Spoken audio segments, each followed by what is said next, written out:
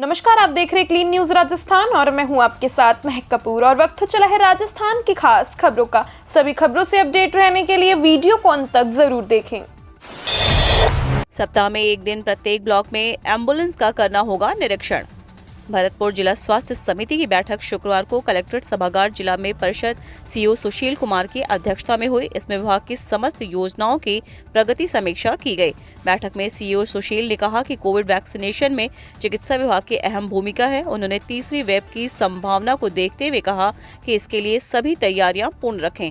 Corona संक्रमण की रोकथाम को लेकर सभी अलर्ट मोड पर हैं। उन्होंने सभी से कहा कि सभी कार्यक्रमों की ऐसी कार्य योजना बनाएं कि सभी विभागीय कार्यक्रमों में प्रगति 100% उपलब्ध हो। निःशुल्क दवा योजना की समीक्षा करते हुए सभी को निर्देशित किया गया। निवाई मंडी में मूंगफली की बम्पर आवक, एक दिन में आ रही 50,000 बोरी। निवाई शहर की कृषि मंडी में इन दिनों मूंगफली की करीब 50,000 बोरी से अधिक आवक हो रही है, जिससे मंडी परिसर में चारों ओर मूंगफली के ढेर लगे हुए हैं और मंडी आय में बढ़ोतरी हो गई है। कृषि मंडी में वाहनों की कतारें लगी हुई हैं और किसानों की आवाजाही लगी हुई है। मंडी व्यापार राजेंद्र टोडवाल, पवन पारिक, दीपक गुप्ता सहित कई व्यापारियों ने बताया कि इन दिनों कृषि मंडी में 50,000 से अधिक मूंगफली की बोरियां बिकने आ रही हैं। बारिश होने से इस बार मूंगफली काली हो गई है, लेकिन 1 किलो मूंगफली में 750 ग्राम दाना निकल रहा है। टोंक जिले के नगर निकायों में सड़कों पर खर्च होंगे 23 करोड़ 35 लाख रुपए। टोंक जिले में सड़कों के नवनिर्माण व उनकी मरम्मत के लिए सरकार 23 करोड़ 35 लाख रुपए की प्रशासनिक व वित्तीय स्वीकृति जारी की है। विभाग की ओर से इन कार्यों को शुरू करवाने के लिए प्रक्रिया शुरू कर दी है। बजट घोषणा के अनुसार 50 कार्यों पर 23 करोड़ 35 लाख रुपए खर्च होंगे, जिनमें टोंक नगर परिषद व उनियारा नगर पालिका में 13-13, निवाई, देवली व टोडा रायसिंह नगर पालिका में 4-4 व मालपुरा में 12 सड़कों पर विभिन्न कार्यों के लिए 23 करोड़ 35 लाख रुपए खर्च होंगे। कपड़ा बाजार में दिवाली के साथ सावों की भी रौनक। दौसा जिले में 5 दिवसीय दीपोत्सव को लेकर बाजारों में खरीदारी तेज होने लगी है। इस बार कोविड का साया नहीं होने से हर कोई दिवाली को दोगुने जोश के साथ मनाने की तैयारी कर रहा है। जिले के बाजारों में अब दीपावली का बूम दिखाई देने लगा है। लोग इलेक्ट्रॉनिक उत्पाद, घरेलू सामान, साज सज्जा, ज्वेलरी सहित विभिन्न तरह के उत्पाद दुकानों से खरीद रहे हैं। इन दिनों सबसे अधिक रौनक महिला पुरुषों के रेडीमेड कपड़ों की दुकानों पर है। दिवाली में अब चंद दिन ही शेष रह गए हैं, इसलिए लोग अपनी ड्रेसेस फाइनल करने में लगे हैं। दिवाली के बाद ही शादियों का सीजन भी शुरू हो रहा है। शेखावटी में सर्दी ने तोड़ा रिकॉर्ड, आज 3.7 डिग्री बदला पारा। सीकर शेखावटी में सर्दी का पारा फिर नया रिकॉर्ड बन गया है। पहाड़ी इलाकों में बर्फबारी के बाद चली सर्द हवाओं से अंचल का न्यूनतम तापमान शनिवार को 5 डिग्री तक पहुंच गया, जो अक्टूबर माह में पिछले कई सालों में सबसे कम रहा। अचानक गिरे तापमान से सर्दी भी यकायक बढ़ गई। हालांकि रविवार को नम हवाओं में कमी से तापमान 3.7 डिग्री बढ़कर 8.7 डिग्री दर्ज हुआ, पर सुबह की सर्दी ने रविवार को भी लोगों को गर्म कपड़े पहनने पर मजबूर रखा। फतेहपुर में शनिवार को न्यूनतम तापमान 5 डिग्री दर्ज किया गया। सहकारी संस्थाओं के अधिकारियों एवं कर्मचारियों को दीपावली पर सौगात, बोनस में बढ़ोतरी के आदेश जारी। सहकारिता मंत्री उदयलाल आंजना ने सहकारी संस्थाओं के अधिकारियों एवं कर्मचारियों को दीपावली की सौगात दी है।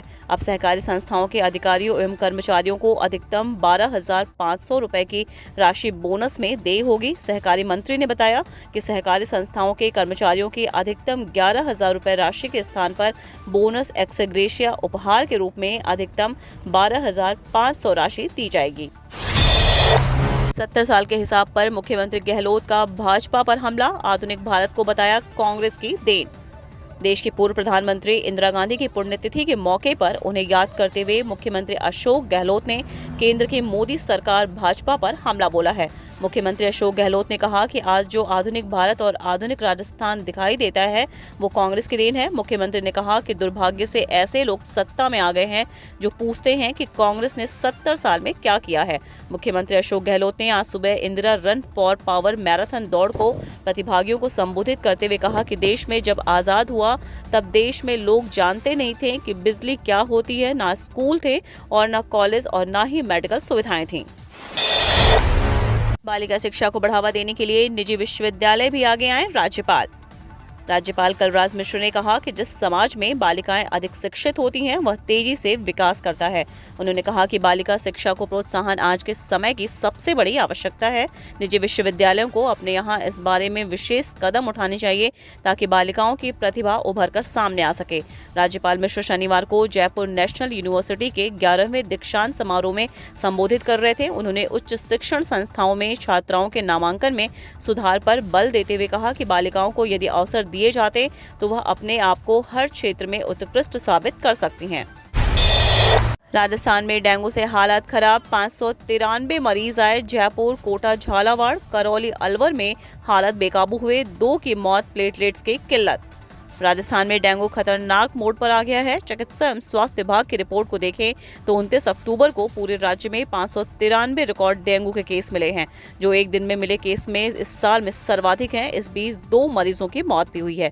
सबसे ज्यादा जयपुर में 102 मरीज मिले हैं। यह स्थिति तब है जब जयपुर नगर निगम ग्रेटर और जयपुर नगर निगम हेरिटेज की स्वास्थ्य विभाग की टीम सभी 250 वार्डों में 2 बार फॉगिंग करने का दावा कर रही है।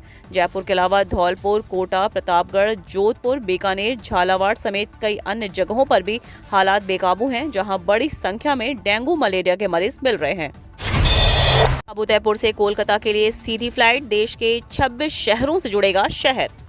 लंबे इंतजार के बाद आखिरकार उदयपुर से कोलकाता के लिए सीधी फ्लाइट सेवा शुरू होने जा रही है।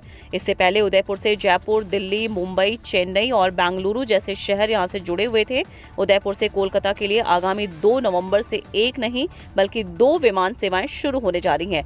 ये फ्लाइट इंडिगो और स्पाइस जेट की है। इंडिगो की फ्लाइट दैनिक होगी, जबकि स्पाइस जेट की फ्लाइट सप्ताह में 3 दिन चलेगी। उदयपुर के डबोक स्थित महाराणा प्रताप एयरपोर्ट के निदेशक नंदिता भट्ट ने बताया कि सीधी फ्लाइट चलने से उदयपुर से महज 2.5 घंटे में कोलकाता पहुंचा जा सकेगा। उन्होंने बताया कि 31 अक्टूबर से उदयपुर एयरपोर्ट का विंटर शेड्यूल लागू होने जा रहा है। 31 अक्टूबर से इसी शेड्यूल के अनुसार ही फ्लाइट्स चलेंगी।